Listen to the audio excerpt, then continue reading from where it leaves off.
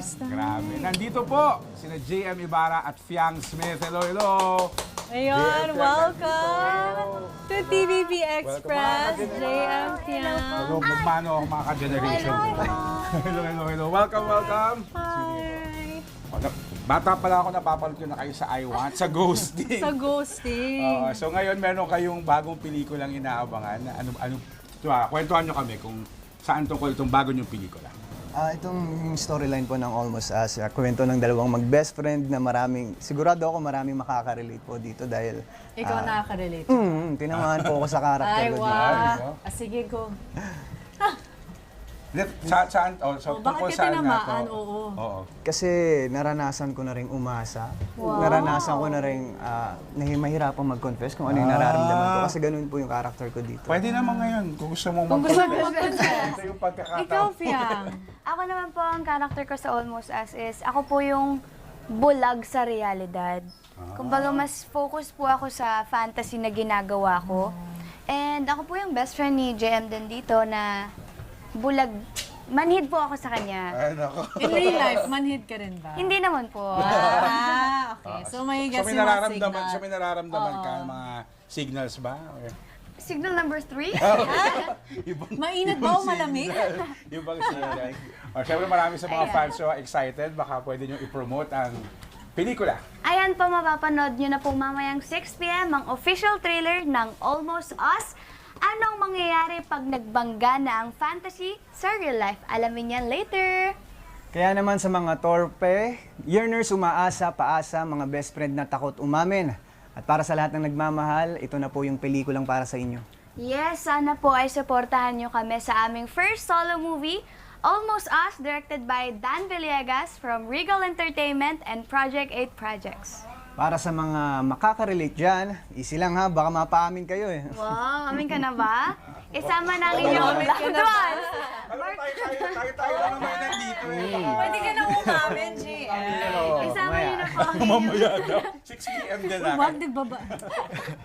Isama nyo na po ang inyong mga loved ones, barkada, pamilya at magkita-kita tayo sa mga sinihan. Almost Us, this May 6 na yan. Again, May 6 na po ang Almost Us in all cinemas. Alam natin, ito na yung chance na hinahanap nyo, di ba? Wow! Sila ba o kayo? Ayan. Si JM. Sama-sama na. Ang daming mga pero si JM din ang magbabasa ng ating showbiz news today. Ang dami mong hugot today, JM. So go ahead.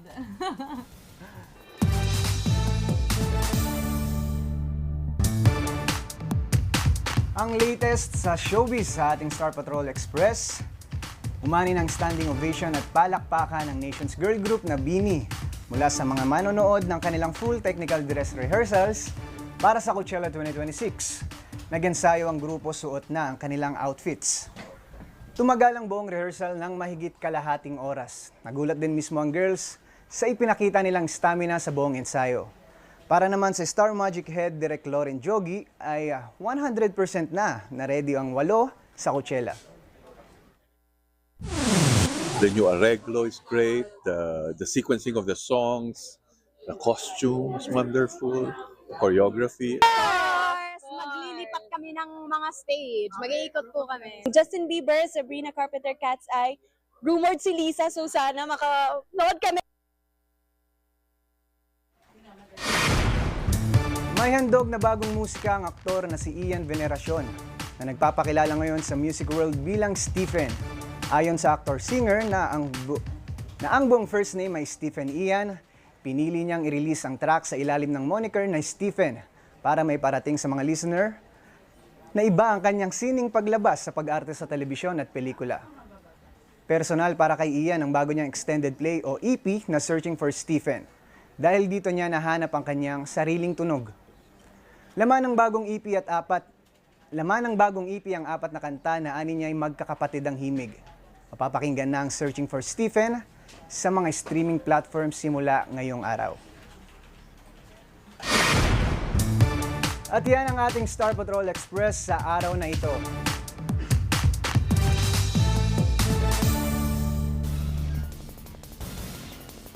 Grabe. Congrats. Congrats sa bagong pelikula. At syempre, aabangan nila yung trailer mamayang 6 p.m. At yung pag-amin, di ba, 6 p.m. din? Oo. Sabay na ba yun?